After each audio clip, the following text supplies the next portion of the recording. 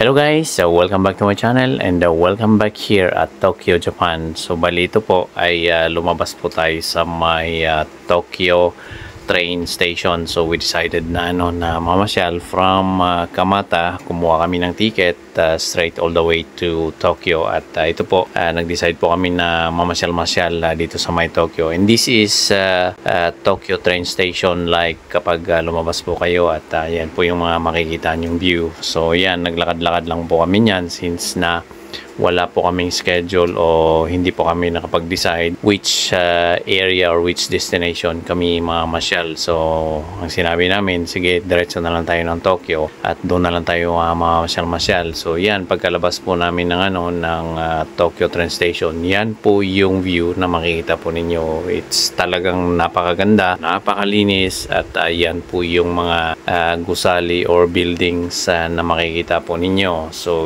really amazing kasi paglabas po ninyo dyan, napakalinis at napakaganda. So ano pa kaya ito ang area na to paggabi? So hindi natin masabi. So sabi namin, sige, try lang natin, pasyal-pasyal na lang tayo. Kung abutin natin ng gabi yan, much better. So yan ay kinunan na lang namin para may share po namin dito sa may channel namin at may share po namin sa mga nanonood to inspire. And para din marating din nyo, even just on a video, ay may share namin what is Tokyo, Japan be like, especially kahit nasa nasa train station area lang, ay makikita po ninyo at ma-inspire namin kayo kasi part po ng bucket list po namin, especially every time na mag-vacation ay mamasyal at ito po napili namin is yung the land of the rising sun, which is Japan. So thank you very much for watching guys, and don't forget like and share this video at